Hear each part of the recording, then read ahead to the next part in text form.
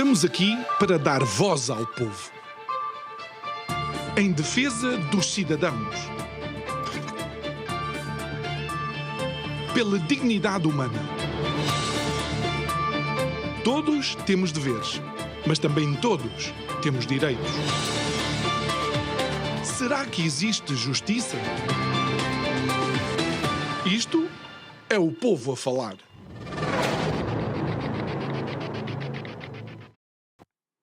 Muito boa noite. Este é o último, isto é o Povo a Falar, que não é em direto ou comigo. Então, fique descansado, o João Nuno volta já amanhã, terça-feira. Hoje é o último programa que eu faço aqui para tentar permitir ao João uns dias de folga, uns dias de férias. Sabe Deus o que é que ele andou a fazer, mas amanhã provavelmente ele conta, ou então pergunta-lhe nas redes sociais, nos comentários, e pergunta onde é que anda, o que é que anda a fazer, porquê é que está tão mais magro, porquê é que tem tanto mais cabelo, ou outra coisa qualquer. Isto é o Povo a Falar. Hoje vamos falar de gestão, ainda no seguimento do Gestão Piaget, que a Curiacos TV acompanhou no Instituto Piaget de Almada. Hoje tenho comigo o presidente do evento, o presidente eleito, vamos falar um bocadinho sobre isso, e também um professor de gestão que acompanhou este projeto desde o início. E sim, isto é o Povo a Falar hoje. Nós voltamos já a seguir.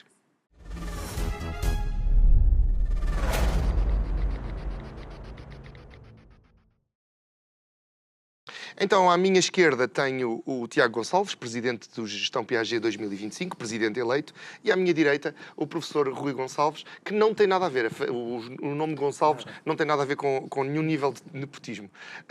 Vamos falar muito sobre gestão, também vamos falar sobre o ensino superior, vamos falar sobre novas tecnologias e muito do que anda por aí a assustar entre jovens e os menos jovens. A primeira pergunta tem muito a ver com o Gestão Piaget, vou começar pela minha esquerda. Tiago, o Gestão Piaget é um evento democrático, o presidente é eleito. Explica, a quem não sabe, explica um bocadinho do conceito que te levou a ser presidente da edição deste ano. Boa noite. Eu este ano decidi ser o presidente porque o ano passado fui o braço direito da presidente, Beatriz Silva, e achei que já estava mais entranhado a parte das parcerias, a parte do marketing, já estava dentro de tudo um pouco e achei que conseguia levar este evento até ao fim, conseguiu fazer com a minha equipa, que não pude dispensar de nenhum deles. É um evento desafiante que foi um sucesso e gostei muito de o fazer. O professor Rui conhece o conceito praticamente desde o início, penso que sim. Acaba por ser interessante, do lado também dos docentes, este envolvimento dos alunos num projeto em que eles basicamente têm que tomar conta de tudo e são avaliados pelos resultados. Bem, antes de tudo, muito obrigado pelo convite, agradeço estar aqui. Porque é importante porque nós vemos basicamente o nosso ensino a ser posto em prática. Ou seja, eles desde o primeiro ano que vão aprendendo conceitos de gestão e é muito recompensador para nós ver alunos nossos do terceiro, atenção, é do terceiro, do segundo e alguns do primeiro, mas normalmente os do terceiro, a aplicar aquilo que aprenderam. E desde o primeiro ano que eu acompanho, e tenho, como disse inclusive no evento, um enorme orgulho neles, porque eles têm cada vez, não desfazendo os outros, mas cada ano é melhor que o anterior. Portanto, tem sido muito, muito recompensador ver os alunos a conseguir pôr em prática. Porque uma coisa é fazer testes, sim, e nós avaliamos por testes, é verdade, e continua a ser importante. Mas depois vê-los a ter capacidade, porque é verdade uma coisa que o Tiago disse, e vou reforçar isso, os professores não fazem nada. O Instituto não faz praticamente nada a não ser dar as instalações. Quem arranja as empresas, os patrocínios, quem convida os oradores, quem faz a organização toda são eles. E isso é extremamente recompensador para um professor de gestão ver os alunos a conseguirem fazê-lo. E esse lado de associar a academia ao mundo real, e aqui o mundo real é com aspas, acaba por ser um problema para a academia, este distanciamento entre a academia e o mundo real, e estas inovações preenchem essa lacuna, ou acha que a teoria continua a ser o mais importante e depois, de vez em quando, um bocadinho de prática? E não quero pô-lo aqui em terrenos pantanosos. Não tenho problema nenhum. Não tenho a assumir as minhas opiniões sobre isso e tenho usado há bastante tempo. Eu defendo um modelo que existe, não fazendo, e agora é complicado falar sobre isso, mas pronto, um modelo americano. Em que mas em que tínhamos as academias, às vezes, com faculdades lá dentro, que é uma coisa muito normal nos Estados Unidos, por exemplo, e até em Inglaterra. Eu defendo esse modelo. Cá em Portugal há muita gente, muitos colegas que não defendem isso. Uma coisa é a academia, outra coisa é as empresas. Não, eu acho que quanto mais eles puderem, e em cursos como a gestão, então, isso é... Vamos lá ver uma coisa. O curso de medicina, por exemplo, tem isso constantemente lá. Eles fazem estágios em hospitais, não fazem no mundo real. No mundo real. Portanto, eu vejo como muito mais relevante, e cada vez mais relevante, podermos pôr os alunos em contacto com a prática, o mundo real, vamos chamar assim, e era importantíssimo que, por exemplo, alunos de gestão pudessem fazer estágios em empresas, verem como é que aquilo funciona, porque a teoria não deixa de ser importante. Obviamente. É a base da pirâmide, mas depois há aqui sim, sem dúvida, uma parte pontiaguda para penetrar no mercado. Não é? Até para dar relevância ao que nós ensinamos. Porque senão eles, não estou a dizer que é o Tiago ou outro qualquer, podiam dizer, estão para aqui, desculpem lá, isto não há problema de estão-nos a dar tangas, mas depois na prática não funciona. Não, eles assim viam que na prática, sim, o que eles nos ensinaram tem aplicação, serve para alguma coisa. E num curso de gestão, acho que era essencial. Passo a pergunta para o Tiago. Tiago, do que tu aprendeste na teoria, o que é que colocaste em prática este ano no teu Gestão Piaget? Ou o que é que te faltou? O que é que descobriste que não tinhas da teoria e que te fez falta na prática? O que não só da minha licenciatura, o que estou a tirar, mas toda a minha vida académica, foi conseguir colocar as coisas por ordem. Fazer uma boa gestão do tempo, das prioridades, e depois, a partir do evento passado, percebi o que é que me faltava mais, coisa que eram as minhas forças, as minhas fraquezas, o que eu podia... Uma boa análise SWOT fica sempre bem, não é? Exatamente. E consegui melhorar o que ficou por trás do ano passado e explorar outras oportunidades que, como o ano passado já tinha aprendido, não voltei a cometer os mesmos erros, consegui explorar outras oportunidades para o evento este ano. Relembro aos nossos espectadores que este evento que estamos a falar está disponível no YouTube da Curiacos. Podem ver ou rever os 2 dias. Estão lá os vários painéis. Penso que são 6 painéis ou coisa do género. São 4 painéis e 3 apresentações. É isso, 4 painéis e 3 apresentações. Há ali muita discussão de gestão. Um dos temas foi claramente a inteligência artificial. Porquê a escolha da inteligência artificial? E há aqui um medo deste papão de que tanto se fala? O porquê do tema foi... todas as edições nós temos um tema central. Uma edição de recursos humanos, outra de sustentabilidade. E este ano de inteligência artificial, porque é um tema que está na moda, na berra. E achei pertinente.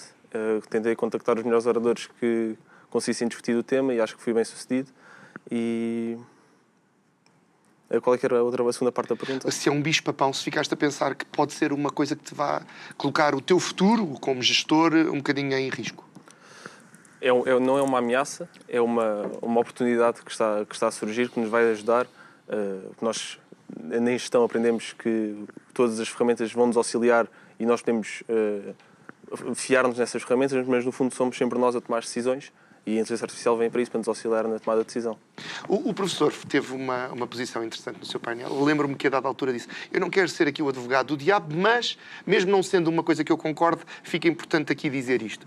Acha que é importante haver aqui o papel de advogado do diabo de vez em quando e relembrar que quando os cavalos foram substituídos pelos carros, continuaram a existir, quando a rádio apareceu, os jornais continuaram a existir, a televisão não matou a rádio, a internet não matou a televisão e os clubes de vídeo são provavelmente o único exemplo de extinção comercial nos últimos tempos. Se eu acredito que isto vai ser algo que vai... Um bicho-papão? Um bicho-papão.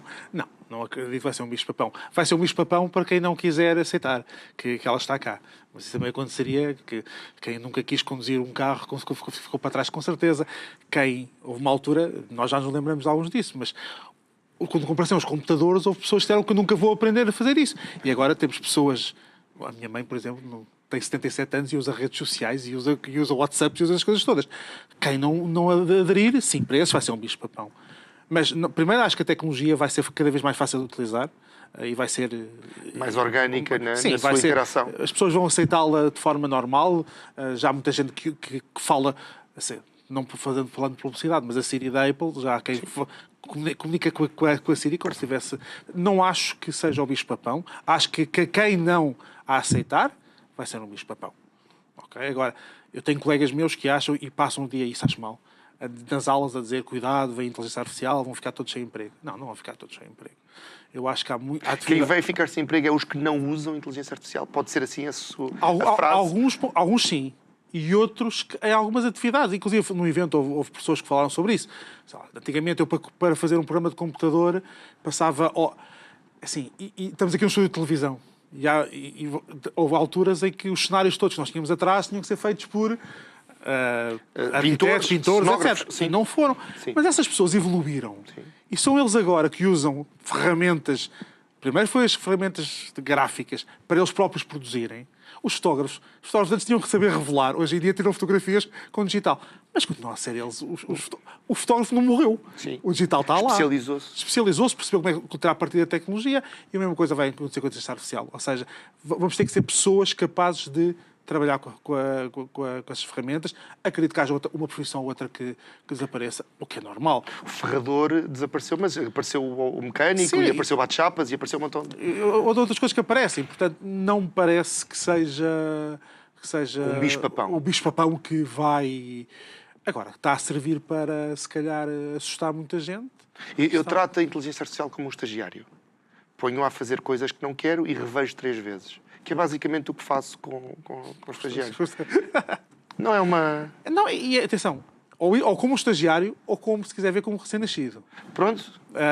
Tem que se explicar tudo. Tem que se explicar tudo. É claro que... E não confiamos no que faz. Não temos que confiar no... E isso é outro problema que vamos ter agora. Há muitas pessoas que... Há 2 tipos de pessoas. Umas que confiam cegamente no que é que ele diz, e outros que usam a inteligência artificial para provar que a inteligência artificial não funciona. Estão os 2 errados.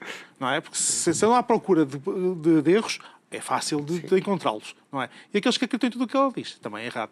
Eu acho que temos que ver aqui encontrar o meio termo. O meio termo. É uma tecnologia como qualquer outra. Este lado da inteligência artificial leva-me a... E na escola? Vocês já ouvem falar sobre isto? Ouvem só no sentido, o tal pejorativo que o professor falava há pouco, ou incentivam-vos a usar com alguns receios, com alguns cuidados? Na escola não ouvimos propriamente usem tais ferramentas para vos ajudar. Continua a ser um pouco... Pesquisem, vão à internet, leiam livros. Claro que todos usando o ChatGPT ou DeepSeek ou essas ferramentas de auxílio. Mas... Reparei que ele disse de auxílio, professor. Ele não está correto. Ele não fez trabalhos baseados naquilo. Ele auxiliou-se naquilo. E se ele fizesse, não via mal nenhum nisso. Sim, mas penso que todos nós queremos utilizar. Onde eu ouvi usar tipos de ferramentas de inteligência artificial foi a fazer este evento. Foi que falei com os oradores, falei com os moderadores. Eles disseram, olha, existe esta ferramenta, podem aplicar no vosso futuro, o Agent AI, porque este último ano estou a fazer um projeto e para aplicar no projeto preciso de um call center e para reduzir custos utilizem a inteligência artificial. Mas foi a fazer o evento, não foi propriamente dentro da minha licenciatura que me incentivam a utilizar a inteligência artificial. E achas que essa pode ser uma falha do ensino? Por exemplo, eu há uns dias fiz um programa semelhante com uma colega tua e com um dos oradores também, em que se falava que, por exemplo, coisas como o BitTorrent ou o blockchain ou a própria Bitcoin não são faladas no ambiente de sala de aula porque não estão nos programas. Era importante integrar estas coisas que, se calhar, muitos de vocês até acabam por trabalhar fora da escola a investir em Bitcoin ou o que seja, trazer esse tipo de linguagem também para a sala de aula? Sim, porque dentro da sala de aula continua a ser a parte de investir antiga, ações. O meu professor, o meu coordenador de curso, fala muito nas ações, onde investiu, conseguiu ganhar dinheiro, perdeu dinheiro, pronto. Leva-nos a ter um pouco de cuidado, mas mais uma vez, onde eu ouvi falar de blockchain, de Bitcoin, foi a fazer este evento. Contactei um patrocinador que está muito envolvido nesta área e ele ensinou-me como é que eu hei de investir, onde é que posso investir, como é que eu movimento a minha carteira. Foi fazer este evento. Esse é um desafio para os professores também, conseguir trazer a atualidade para a sala de aula com um programa que muitas vezes é muito rígido e às vezes com reitorias que não gostam muito de coisas novas. Sim. Uma vez mais, não o querem terrenos pantanosos. Não faz mal. Eu aí sempre sou muito claro, se não gostarem de mim, pronto. Quem gostará? Eu aí vou dividir em 2 partes. Uma, sim, nós temos que nos atualizar. E cada vez mais. Porque se não estivermos atualizados, os alunos vão deixar ficar mal. E com todo o direito. Okay. Um aluno tem todo o direito e aí é o que eu digo, é a segunda parte da minha resposta. É o professor estar atualizado e trazer cada vez um currículo mais atualizado, mais do que se faz lá fora. A segunda parte é que os alunos também têm que ser exigentes. Sim, porque o ensino universitário só nos dá licença para aprender, não é? Exatamente. Eu lembro-me que quando acabei o meu curso, a maior parte do que me tinham ensinado já estava fora de prazo. E acho que todas as gerações antes e as gerações depois aconteceu a mesma coisa. E é um erro, ok? Mas a segunda parte é o que o Tiago está a dizer agora. Tem razão, mas nós, os professores, temos que estar preparados e não ser arrogantes. Isso também é... E agora estou a dizer mal... Não faz Da mal. classe. Da classe. Se o Tiago chega à sala e pergunta o que são blockchains, como é que funciona blockchain, ou posso investir em criptomoedas ou não, o professor tem que estar preparado ou para responder, ou para dizer simplesmente assim: boa pergunta, agora não posso responder, traga a resposta na próxima aula. E o aluno também não tem que dizer: o professor não percebe nada disto, não respondeu. Não, tem que esperar pela resposta. Mas os alunos têm que também fazer essa parte de desafio aos professores. As pessoas têm que estar preparadas para responder. Não aceita aquela resposta, isso não faz parte da matéria. Pois. Essa resposta eu não aceito. Mas acontece muitas vezes, não? Deve acontecer na minha sala de aula, não vai acontecer de certeza. Não. Na minha sala não vai acontecer de certeza. Porque os alunos Porque eu gostam muito mais compreendo, e aqui também lhe dou a corda de salvação, ou a boia, porque eu compreendo que há muitos temas que o que hoje é verdade, amanhã é mentira. Por exemplo, sobre o Bitcoin, estamos a aprender todos os dias coisas novas e há muitos operadores que às vezes injetam informações falsas no mercado. Quando é tudo muito novo, também é muito arriscado estar a doutrinar sobre uma coisa que a própria documentação não existe. Mas não vamos é? doutrinar. O professor primeiro não... Sou contra o Não deveria doutrinar. Não deve doutrinar. Tive os meus professores no meu tempo que queriam doutrinar, mas assim é que é assim. O que é correto é correto. Não, mas bitcoins, não tenho problema nenhum. Quando eu dava gestão de risco, e os alunos gostam muito dessa, eu dizia sempre assim: há pontos positivos e há pontos positivos. Eu não tenho que tomar a decisão por eles. Agora, eu não tenho que doutriná-los. Tenho é que lhes dar as perspectivas. Aí o professor universitário não doutrina. O professor universitário dá perspectivas. E depois o aluno, como ser cidadão, toma as suas decisões. Mas deve estar preparado para dizer bitcoins ou então nem que diga: neste momento as bitcoins são assim, são vistas assim por estas pessoas, vantagens e desvantagens. Depois o aluno vai e toma a sua decisão. O aluno, não o sistema de inteligência artificial. Então agora vou passar para os alunos, já que os professores está tudo bem. Quão complicado é para um professor, às vezes, ter 3 horas de aulas, como se falou aqui num programa há poucos dias, quando tem à frente alunos que estão habituados a ver vídeos de 3 minutos, com uma intensidade incrível, com luzes e cores e não sei o quê, e se o professor não interessar, se eles pudessem, faziam-lhe um movimento para cima. Exato. Tipo esquerda, direita.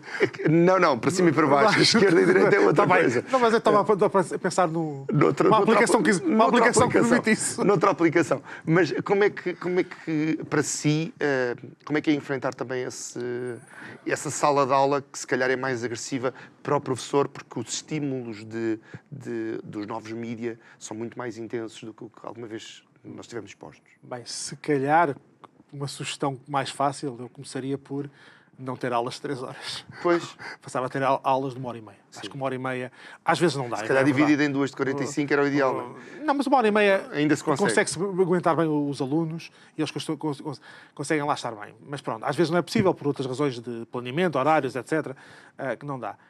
Depois, talvez a solução passe por criar algum tipo de interatividade nas salas. Ou seja, mas há unidades curriculares que é fácil, sei lá, agora sem uma gestão financeira, um cálculo financeiro, o que for, que dá para o professor dar a teoria e a seguir com os exercícios. Agora, qual é que é o grande segredo? E, por exemplo, eu dei aulas de estatística a alunos no Piaget, quando lá estava, dei de estatística a alunos de gestão, alunos de desporto e alunos de psicologia. Eu não posso, com exemplos de financeiros, para alunos de desporto.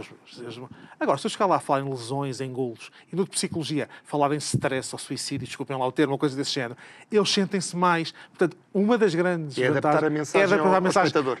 Para eles se entusiasmarem. Agora, tem que ter alunos que... Não alunos que estão a tirar a gestão porque não tinham outro curso. Aí vai ser difícil de apanhá-los. Agora, os que estiverem lá porque gostem, uma das primeiras coisas é o professor de criar temas e trazer temas.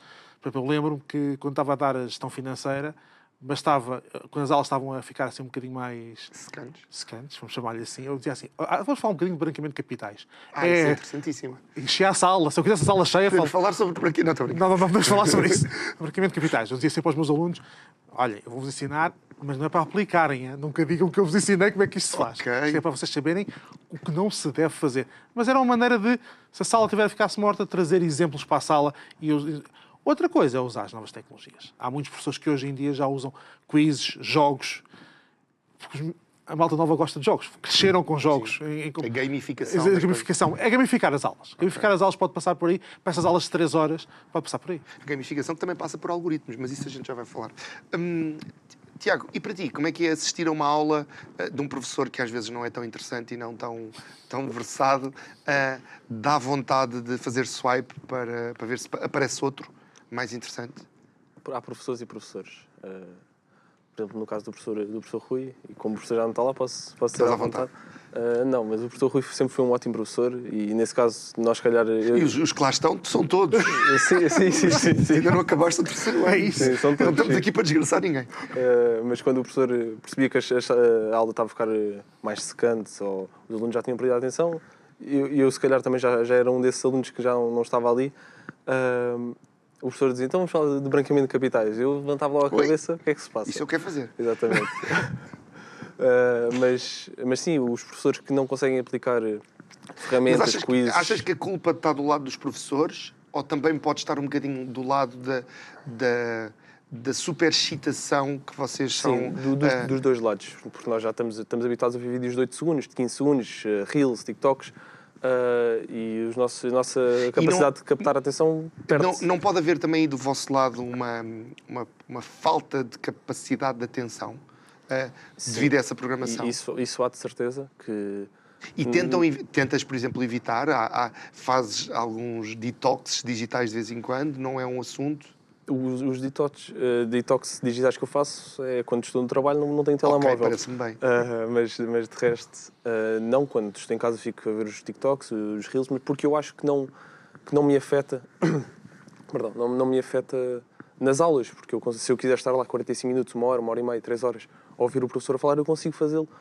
Se houvesse um ponto que eu chegasse e visse, ok, não estou a prestar atenção à aula, isto é porque eu estou sempre no telemóvel. Então... Prestarias outra atenção? Deixaria todas as redes sociais, ou os TikToks e os Reels, e tentaria fazer esse detox. É um problema de ambos os lados, dos professores que se calhar não conseguem tornar a sua matéria mais emocionante, por assim dizer. Se calhar também há matérias que são mais difíceis que outras, não é? Sim, mas há sempre alguma forma de conseguir captar a atenção dos alunos. Na casa da gestão financeira, o problema, em vez de dizer 3x mais não sei, era... 3 milhões a dividir por... Pronto, o António roubou 3 milhões. Problemas que se calhar a pergunta nos interessasse mais nós. Então vamos lá ver quantos milhões é que o António realmente roubou. Okay. E conseguíamos, se calhar, prestar um pouco mais atenção. Estou a começar a ficar preocupado com o ensino da gestão em Portugal. Já agora, deixa-me só acrescentar uma coisa que também acho que é importante as pessoas trazerem para a sala de aula. Um professor de uma matéria em específico não é obrigado a dar só a matéria dele. Por exemplo, eu de vez em quando nas minhas aulas trago para a sala de aula temas que estão a acontecer lá fora. Ou seja, eu dou aulas neste momento mais de marketing de outra coisa. Mas porquê é que não tragas... Está a haver eleições em Portugal, está a haver tarifas... Há marketing político, Portanto, o que está a acontecer... Acho que muitos alunos que estão a passar, não criticando quem está a ver TikToks, passam o tempo a ver coisas... É uma coisa que me assusta hoje em dia. Eu pergunto aos alunos o que é que aconteceu ontem nas notícias e eles não fazem a mínima ideia.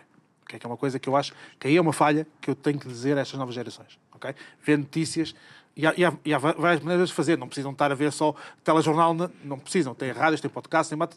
E mesmo na internet há fontes boas de informação. Sim. Mas eu às vezes é trazer esses temas. Ou seja, um bocadinho à filosofia mais antiga do professor, mais à antiga, que é... Está a haver eleições, está a haver tarifas. E os alunos mesmo... Não, agora durante 90 dias não há. Não há tarifas. Nem nos iPhones. Para a China há menos nos iPhones. Não quero falar sobre isso, porque o apresentador depois vem cá e ele fala amanhã. Amanhã sabem tudo sobre tarifas com o João Nuno. Se calhar agora já há, porque quando estamos a gravar não havia, mas pode já haver. Já acordou e se calhar já meu Deus, tarifas. Não sei, olha, vá ver. Mas pronto, eu estou a dizer, a trazer esses assuntos para a sala de aula. Os alunos que gostam desses assuntos, ou seja, o professor pode perfeitamente, apesar de estar a dar estatística, que não tem nada a ver ou direito ou o que for, Mas pronto, ok, já agora, vocês viram as notícias. Mas agora pergunto-lhe de outra maneira e já vou perguntar ao Tiago a seguir. Esse lado dos TikToks e de muita fake news que aparece nestas plataformas, seja ela qual for, pode ser um problema também na sala de aula. O professor estar a dizer isto é assim, assim, assim, e alguém dizer não, que eu ouvi um TikToker ou YouTuber ou não sei o quê, que não é nada assim como está a dizer. Já houve esse embate na sua experiência? Já houve esse embate e o professor tem que estar preparado para... Embater. Politicamente não pode embater, porque é incorreto embater. Não é embater, eu disse embater, não é... Não, assim, tudo pegado. Ou seja, não... Tem que estar preparado para isso. E tem que estar preparado para levar o aluno... Ou seja, não é dizer o aluno está errado. Eu sou mais da filosofia de levar o aluno a perceber o quanto errado está... Mais coach. Pensa lá bem, vamos lá fazer isto para trás. Sim. Eu chegar, se calhar é mentira. E desmontar a mentira. Mas tem que estar preparado para isso, porque hoje em dia tudo o que lhe chega, muita das coisas que lhe chega, é fake. Por acaso vou levar a pergunta, já lhe vou trazer de volta com outra vertente. E para ti, já te aconteceu veres alguma coisa nessas plataformas e depois chegares à sala de aula e aquilo não ser bem assim? Eu já vi notícias e se foi alguma notícia que de acordo com a minha licenciatura, vou perguntar ao professor. Mas é na questão de, professor, é assim mesmo? É isto como esta pessoa está a dizer? E o professor diz, sim, é verdade, ou, sim, ou não é mentira.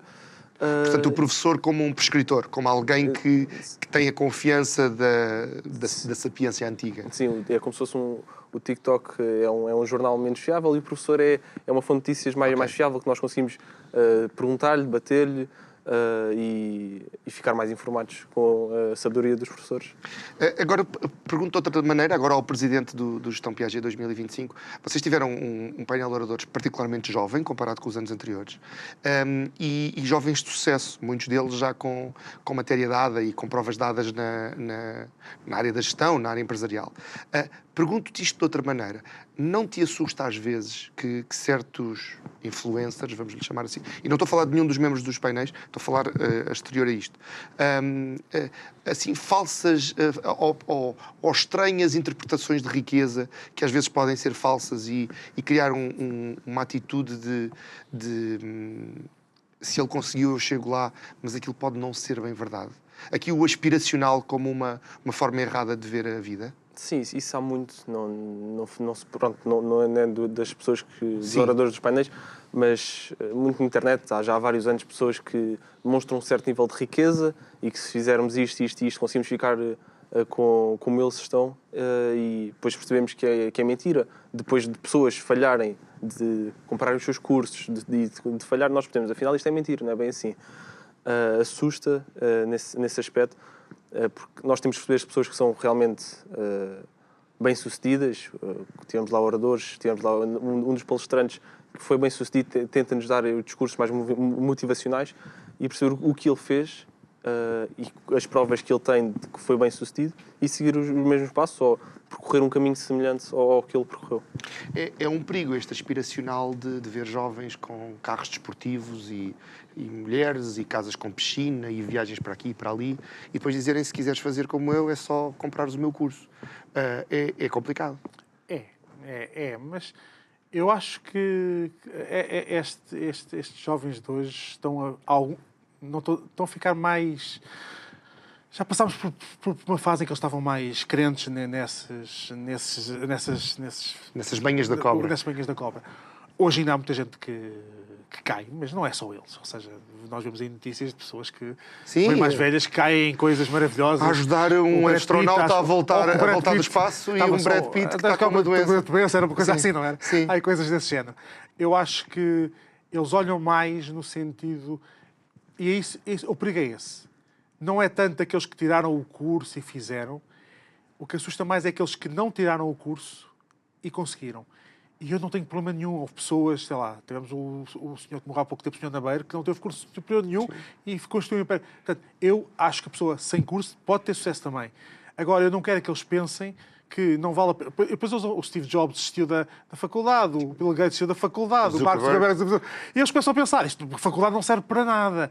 Não, aquelas pessoas não foi por desistirem da faculdade que conseguiram. Ou que deixaram de aprender. Exatamente. Portanto, não tem a ver com isso. E esse é o perigo. É eles acharem, não preciso fazer curso nenhum porque eu vi no TikTok um gajo que... O que for, ok? Portanto, é mais esse perigo de eles acharem que a faculdade não lhes serve para nada do que propriamente eles... mas sim, é verdade que muitos saem de lá, saem com aspirações a dizer que vão ser todos... Mas eu não acho que isso seja mau. A falta de ambição acho que É pior. É pior, é isso. Acho que é bem pior a falta de ambição do que aspirar. Agora, é preciso ter a noção que nem todos... Mas isso, quer dizer, se formos para o futebol, então é... Eu que às vezes sigo os miúdos a jogar pequeninos onde... Os pais estão-nos a pensar que está ali o futuro Cristiano Ronaldo. Eu sou amigo de um treinador de um clube, de um dos grandes, que treina crianças, e ele dizia: as crianças nunca foram o problema são sempre os pais que acham que tem ali o próximo Cristiano Ronaldo. E Cristiano Ronaldo há 2 ou 3 por geração, não há mais. E há outra coisa que também é preciso ter cuidado nas faculdades. Às vezes os pais exigem notas, exigem coisas e cursos às pessoas, e exigem inclusive que vão tirar certo tipo de cursos. Isso está errado. Okay? Acho que as pessoas cada um tem a sua vocação. Os pais não devem facilitar a dizer desista à vontade porque eu estou cá para ti, isso não, mas devem deixar que eles sigam o caminho deles, porque eles acho que até estão mais bem preparados para tomar decisões do que eu estava na idade deles. Pois. Qual é a tua visão disto tudo? Tens amigos nestas situações de pais que os puseram num curso que eles não queriam, se calhar queriam ir para outro? Esta pressão também da sociedade para ter um curso ou uma licenciatura, notas isso? Notas essa pressão? Por exemplo, para entrares no mercado de trabalho? Eu, na nota de entrar no mercado de trabalho, sinto que preciso de ter uma licenciatura, um mestrado e um doutoramento para ser bem-sucedido ou estar preparado para ter cargos mais pesados dentro de uma empresa. Esta pressão dos meus pais da licenciatura não sinto. Penso que estamos lá porque gostamos do curso, ou se calhar estávamos com o pé atrás, mas com os professores que conseguimos, foram muito bons professores que nós conseguimos apanhar, conquistaram-nos e nós acabámos por gostar muito do curso, mas mais no ensino secundário foi como é que é dizer, foi a parte de vais para ciências e tecnologias ou para a economia, mas não te vais pôr em desporto e em artes, porque isso não tem futuro. E os pais implementavam isso, os meus por acaso não, sempre disseram que desde que eu estude, que eles não se importam, eu posso ir à faculdade e tirar negativas ou notas mais baixas, mas se os meus pais me virem 1 ou 2 semanas antes a estudar a fio para aquele teste, eles não se importam que eu tire as notas que eu tive, sabem que eu me esforcei e nesse aspecto não tenho essa pressão em cima. E achas que o futuro da gestão passa apenas por esta questão do digital, porque era o assunto deste ano, a inteligência artificial e o mercado digital, a economia digital, ou vai haver um momento em que vamos voltar um bocadinho às bases e, especialmente com esta questão toda da política internacional, das tarifas e tudo mais, vamos voltar a ver uma industrialização, não só nos Estados Unidos, mas se calhar provavelmente também na Europa, e vai haver aqui um espaço diferente para esse negócio? Não, eu acho, na minha opinião, a inteligência artificial no mundo digital veio para ficar e vai continuar até existir alguma outra tecnologia, alguma outra forma de fazermos as coisas que a ultrapasse. Mas veio para ficar, nós vamos continuar com haja tarifas de 100%, 150% que queiram implementar em todos os países, ou em ilhas com pinguins. Está para ficar e não são tarifas, não são... Talvez guerras nucleares, talvez, mas acho que as tarifas guerras nucleares fica um bocado complicado depois. Exatamente, não vão parar este avanço do digital. E o professor acha que pode haver aqui um voltar às origens, com uma industrialização dos países europeus, na sequência desta confusão das tarifas? Se é que há tarifas, nós não sabemos. Quando entramos em estúdio, não sabemos. Não, eu acho que, se calhar, até temos que agradecer. Se calhar. O repensar. Temos que agradecer ao Sr. Trump ter-nos obrigado a pensar, ok? Não continuo a concordar com nada do que ele faz, mas se calhar ajudou-nos, ou seja, se calhar, aquela expressão do picar o... Eu não tenho nada contra o Trump, e é importante dizer isto, porque eu viajo com alguma frequência para os Estados Unidos, não tenho nada contra o Trump, mas eu tenho uma frase que eu uso muitas vezes, que é: até um relógio parado está certo 2 vezes por dia. Portanto, acredito que essa parte esteja bom, esteja o picar que nós precisávamos, que é verdade que nós durante muitos anos vivemos sob aquele chapéu de que que os Estados Unidos estavam cá sempre e que não havia problema. Portanto, desse aspecto, acho que... E até pode ser uma oportunidade. Há quem diga que muitos cientistas, e foi mencionado lá, que muitos cientistas americanos estão a fugir para a Europa, e hoje ouvi uma que é diferente. Já havia alguém que dizia que uma das coisas que vai ser taxada é o vinho e o champanhe. E há quem dissesse que voltávamos aos anos 20. E vai haver a lei seca, e portanto vai haver contrabando, e que há muita gente a ganhar dinheiro nos Estados Unidos à conta disso. Eu não estou aqui para opinar, mas o que eu conheço da sociedade americana, eles não vão abdicar dos luxos europeus. Duvido muito que eles deixem de usar os Rolexes, os BMWs, os Porsches, os Mercedes e os Ferraris, porque para eles... E beber champanhe. E beber champanhe e bons vinhos franceses, ou europeus, na verdade, europeus, italianos, até portugueses. Porque há ali um estatuto de o que é bom vem de fora. Eles foram educados assim. Portanto, vai demorar algum tempo a passar-lhes essa questão. Agora... E aqui, e deixo em cima da mesa, acho que é importante os países terem, todos eles, uma capacidade industrial que não estava a acontecer. Não estava. Toda a gente estava a terceirizar e, a dada altura, estão todos a terceirizar para o mesmo lado. Agora, é uma questão de estruturar. Sim, eu acho que isto é um wake-up call que é capaz de ser interessante se soubermos aproveitar. Mas, mais uma vez, ensinamos isso em gestão. Uma oportunidade só se transforma em força se tivermos os recursos para o fazer. E eu agora não vou entrar em política aqui. Porque claro. Apesar de ser um programa que se permite, mas não é... Não fica bem como professor, tenho que dar sempre as duas perspectivas. Sim. Não posso ter opinião política dentro das salas de aula. É uma coisa que eu já tive... Então, a estratégia será sempre a inovação, seja através da tecnologia... Sim, seja através da tecnologia, seja através de aproveitar pessoas, conhecimento que as pessoas têm. Se calhar, não há uma altura em que era tudo industrializar. Ou, por exemplo, nós começámos a tirar partido dos produtos caseiros, artesanais, e vimos isso como e começou a ser valorizado. Portanto, não é obrigatório que seja através e mesmo que seja da tecnologia. Nós acho que tecnologicamente podemos não produzir tanto como os americanos, mas é a minha opinião que produzimos muita coisa melhor que eles, e basta olhar para duas grandes companhias. Se compararmos a Airbus com a Boeing, quem é que é a grande companhia de aviação agora? Não é a Boeing, de certeza, é a Airbus. Os carros, onde é que estão os carros melhores? Portanto, agora, não temos aquela capacidade, capacidade de reação e de adaptação que os americanos têm. Os americanos são muito mais flexíveis, vamos chamar crítica, não é? E são flexíveis também, são muito mais flexíveis, ou seja, adaptam-se muito mais depressa do que se calhar a Europa, que é mais... Eu já volto a ti, mas isso também não pode ter a ver com os nossos políticos e com a hiperlegislação de tudo, porque, por exemplo, na Europa há legislação fortíssima, por exemplo, para a inteligência artificial, por exemplo, para o cloud, para o uso das redes e do alojamento remoto. Nos Estados Unidos há um liberalismo ou uma liberalidade muito maior, não é? Mas voltamos àquela primeira coisa que falámos ao princípio, que é do equilíbrio. A questão é, eu também não... Eu defendo, o que estamos aqui a falar é que há excesso. Eu digo que sim, há excesso. Mas, por outro lado, eu gosto de viver numa sociedade em que a proteção social existe como existe. Portanto, é um equilíbrio entre as duas coisas. Ou seja, se regulamentarmos demais, protegermos demais... vamos tirar a capacidade... É ali entre o apertar o pescoço e de largar. Não apertar demais para não matar, mas também não largar para não fugir. Sim, é isso que eu acho. Cá tem que haver um equilíbrio. Porque se não houver... como eu digo, não quero viver em sociedades como a americana, em certas coisas. Acho que, como eu digo, a proteção social é uma coisa importante. E eles... tem algum tipo de falta disso. Eu conto muitas vezes, e é fácil de explicar. Qualquer pessoa que tenha um acidente aqui à saída do estúdio, vem uma ambulância, leva-o para o hospital, e só sabemos quando tiver curado. E tem o melhor tratamento possível. Nos Estados Unidos, a primeira coisa que lhe perguntam é qual é que é o seu seguro. Sim, é isso. E enquanto nós aqui não percebermos isso, não percebemos porque é que pagamos mais impostos do que lá. Nunca vamos... é isso. Acho que quando um dia... Por muito mal que seja o nosso serviço de saúde, é incomparavelmente melhor do que...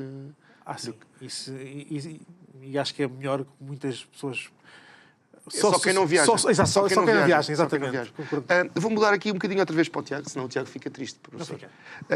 Tiago, como é que tu vês, enquanto jovem, a entrar no mercado de trabalho, este lado da inovação versus a burocracia? Isto que falávamos há pouco. Há aqui uma questão de, se tu inovas muito rapidamente, tens a oportunidade de, antes de chegar à burocracia, mas quando chegar à burocracia vais ter que pagar o teu preço. Como é que vocês veem isso do vosso lado, do lado da nova geração de gestores? Eu acho que esta parte de inovação, nós conseguimos acompanhar mais, somos mais jovens, ou já nascemos dentro desta era digital e conseguimos acompanhar mais depressa esta inovação. A burocracia, para ser sincero, nós, nossa geração, nós não estamos muito ligados ao que vai acontecer, ou às limitações que podem acontecer, até estarem em cima de nós. Porque, como o professor disse, não acompanhamos tantas notícias, não sabemos tanto o que se passa lá fora. E se só ouvimos dizer, vamos no TikTok, olha, foi criada esta nova rede de inteligência artificial, esta nova aplicação. E nós então vamos utilizar, vamos ver como é que funciona, vamos pô-la em prática.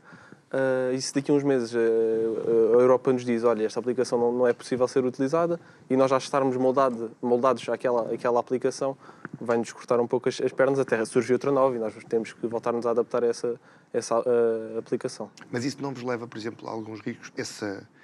Essa juventude e essa frescura não leva, por exemplo, ao risco de partilha de dados que depois podem vir a descobrir que eram críticos? Nós tivemos há uns meses uma situação que alguém estava a comprar dados biométricos, ainda não se percebeu muito bem porquê. Não pode ser, não deveria, isto aqui é suponhamos, não deveria haver algum cuidado também, porque certas tecnologias podem vir a ser prejudiciais num futuro próximo? É prejudicial. Porque a partilha de dados é um risco às vezes? É um risco, é prejudicial e, pronto, na minha perspectiva, eu tenho cuidado com o que carrega aceitos e deixo estar ou reinstalo o meu telemóvel, mas conheço muitas pessoas que, há uma aplicação, se não estou erro, chinesa, que se partilhássemos um link, davam-nos dinheiro dentro da aplicação e muitas pessoas, ou nenhuma das pessoas, se calhar saberia o que é que estava a dar acesso. O que é que estávamos a dar acesso. E num futuro num futuro próximo vai-nos correr mal estarmos a carregar em links e os nossos dados vão ser expostos, bancários, e isso vai-nos cair a ficha que se calhar não devíamos ter acompanhado tão depressa esta progressão tecnológica e se calhar lido um pouco mais o que iria acontecer. E este lado da inovação, às vezes um bocadinho menos ética, é um assunto? É um assunto que, mais uma vez, a Europa deu primeiros passos na proteção. É porque a maior parte das pessoas não tem literacia. Exatamente, não tem literacia para saber o que é que está a partilhar, para o que é que está a fazer. O caso, não sei se era isso que estavas a falar há bocado ou não, daquela empresa que andou a tirar fotografias à Ziris, que ninguém sabe bem o que é que eles queriam. Ainda ninguém sabe o que é que aconteceu, não é? Mas eram 250 euros, se não me engano. Eram 250 euros, não era? Não sei, acho que eram 250 euros. 250 euros. E havia pessoas perfeitamente descontraídas a fazê-lo e a dar. E havia pessoas que já estavam a comprar olhos de vidro. Não, estou a brincar. E, portanto, é um problema. Agora, se é um problema do lado das empresas que estão a fazer isso, eu percebo. Quer dizer, quanto mais rápido entrar o que eles te vão dizer sempre é mais informação, mais personalização, melhor serviço eu dou. Ótimo, 5 estrelas. Se for para isso. Se for para outras coisas, o que é verdade é que eu posso pegar nesses dados todos e eu não sei se não os vendem a alguém. Não é? E se tu pensares que, por exemplo, tens acesso a câmaras, eu consigo saber que horas é que a pessoa está em casa. Sim. Consigo saber o que é que a pessoa consome. Eu consigo saber tanta coisa da pessoa. Isto começa a ser extremamente... E quando começamos a pôr data centers a trabalharem com inteligências artificiais que processam dados e vão descobrir coisas que... Sim, padrões que ninguém nunca reparou. E oportunidades que podem ser positivas. Eu vejo, por exemplo, vão descobrir maneiras de tu descobrir como curar certas doenças, certas patologias, tu até identificá-las mais cedo, isso é tudo verdade. Optimizar o trânsito, há montes de coisas que podem acontecer. Mas perceber que patologias é que tu podes sofrer mais facilmente e eu posso ir a partir disso, se quiseres ver a coisa pelo outro lado. Eu vou acreditar que há uma ética por trás das empresas. Que há uma ética, quem está à frente da tecnologia vai saber utilizá-la para o bem e não para o mal. Mas estávamos a falar um bocado de guerras nucleares, tens o caso da energia nuclear. A energia nuclear é uma coisa que pode ser fantástica. Excelente ou péssima? Ou péssima. Portanto, isso, a eletricidade, ao fim e ao cabo, quando a eletricidade foi descoberta, uma das coisas que provaram é que dava para matar elefantes. Sim. Foi assim que foi usado como marketing para... Mas, na verdade, foi para lixar o Tesla. O Tesla, exatamente. Foi para lixar, mas foi para lixar a mesma o coisa Tesla. que a eletricidade era bom e para o mal. Era. Depois pode investigar e vai perceber que havia uma guerra entre o Edison e o Tesla, não o dos carros, o outro, e para provar que a energia do outro era má, matar um pobre de um elefante em Nova Iorque. Esta questão da ética é um assunto, imagino que haja esse assunto em sala de aula, mas é um assunto para a ética ambiental, a ética entre pessoas, pode ser um fator diferenciador da nova geração de gestores? Sim, a ética é um assunto que, apesar de não ser muito falado em sala de aula, é falado, mas não tanto. Não é visto como uma coisa poética, é visto como uma coisa importante. Sim, porque dentro da sala de aula nós temos os professores têm que fazer este ponto, tocar neste ponto, falar acerca disto, e não está nas FUCs, nas fichas de unidades curriculares, a ética de inteligência artificial, a ética de matar os elefantes, não está prevista. Isso são assuntos que os professores, para nos informarmos, para nos deixar... Dá uma pincelada aqui e ali. Exatamente. E dão-nos o trabalho de casa. Olha, se vocês querem saber mais, vão aqui, leiam este artigo. Não é um assunto que seja falado, discutido nas salas de aulas, mas que também nos preocupa bastante. E devia de ser um assunto falado na sala de aula? Devia de haver um código deontológico do gestor? Devia. Não há... Também sei, é não é um terreno pantanoso. Não é pantanoso, mas eu não sabia se iam perguntar sobre isto, mas a minha questão em relação ao ensino da ética na gestão. Eu não defendo, como alguns que já defendem, que é a existência de uma unidade curricular de ética. Okay. Não. Cada unidade curricular devia ter ética. Devia ter ética lá dentro. É assim que devia funcionar. A gestão financeira devia ter ética. Dizer que eu não devo explorar os investidores ao limite para ganhar dinheiro e que lá saber o que é que lhes acontece. Em fiscalidade, o objetivo não é roubar o Estado. Okay? Não é, porque o objetivo da fiscalidade do IRS não é roubar o Estado. Já falámos há bocado que a importância é evitar pagar mais do que precisamos. Do que precisamos, mas pagar o que é justo pagar. Claro, portanto, ou seja, eu defendo muito mais que a ética está presente em todas as unidades curriculares e, como o Tiago estava a dizer, os professores seriam responsáveis por explicar o que é ética dentro... Até pelo exemplo, não é? Sim, isso o exemplo. Mas eu acredito que haja bons professores que são capazes, e quem não o faz, devia ser... Estamos nos minutos finais e acho giro estarmos quase a terminar na questão da ética, porque uma das coisas que eu gabei a organização do Tiago este ano foi a questão da pontualidade. Que eu faço gestão Piaget há muitos anos, e há muitos anos, também não é assim há tantos, mas faço há alguns anos, e uma coisa que me irritava um bocadinho, se calhar porque tenho uma educação um bocadinho anglo-saxónica, era a falta de pontualidade dos painéis. Os painéis nunca começavam horas. E eu dizia, e ele ouviu-me antes de ser presidente, nos anos anteriores, dizia muitas vezes, pá, aprendam a gerir o tempo primeiro e depois venham-me ensinar a gerir outras coisas. E acho que é muito giro. E ele cumpriu, a verdade seja dita. Acho que em pequenas coisas é que se começa a ver realmente o espremer da pasta dos dentes, não é? Quando nós vemos quando apertamos é que vemos o que é que está lá dentro. E a pontualidade é uma característica que eu acho que é importante à gestão. O professor se calhar concorda ou não. Sim, concordo perfeitamente. E esse lado, a beleza das pequenas coisas, achas que pode ser um fator para os próximos gestores terem um fator de diferenciação? Começarem pequeno para chegarem ao grande? Sim, foi o que foi falado em vários painéis, da parte das soft skills, que estão a ser dadas muito mais valor. E pronto, a parte de conseguir começar os painéis esse tempo foi a educação, foi como foi incutido. Mas se nós não tivermos esta soft skill, esta de educação, comunicação, trabalho em equipa, há cursos, há formações para conseguirmos melhorar isto. E acho que em vez de investirmos em PlayStation 5, em PCs de última geração, se calhar, se não tivermos esta educação, uma formação de gestão de equipa, uma formação de team building, de tempo para começarmos as coisas a tempo, conseguirmos ter uma boa agenda, investir nesta nossa educação, acho que vai ser um fruto para conseguirmos anexar ao nosso currículo, e as empresas penso que vão valorizar isso. Ok. Eu tenho aproximadamente 1 minuto. Professor, o futuro da gestão em 30 segundos, para ele ter um bocadinho para promover o próximo Gestão Summit. O futuro da gestão é basicamente continuar a se adaptar às novas tecnologias, aos novos desafios. Eu acho que o curso de gestão é dos melhores cursos a capacitar as pessoas para se adaptar. Acho que a gestão que dá mais, o curso de gestão não é um curso de teoria, é um curso de conceitos, de ferramentas para as pessoas porem em prática na sua vida pessoal, nas suas empresas. Portanto, é continuar, o futuro do curso de gestão e da gestão é continuar a adaptar. Eu vou fazer por ti, porque tu também és o presidente em fim de mandato, mas vou dizer aos nossos espectadores, se forem contactados pela organização do Gestão Piaget 2026, a organização que vai seguir-se à do Tiago, por favor ajudem-nos. Eles são jovens, estão a começar, precisam de oradores, de patrocinadores, de pessoas que os ajudem a conhecer a realidade dos factos. Se quer saber mais sobre o evento, pode procurá-lo no nosso YouTube, em Gestão Summit da Curiacos. Nós voltamos amanhã, de volta com o João Nuno Pinto. Veja, até amanhã.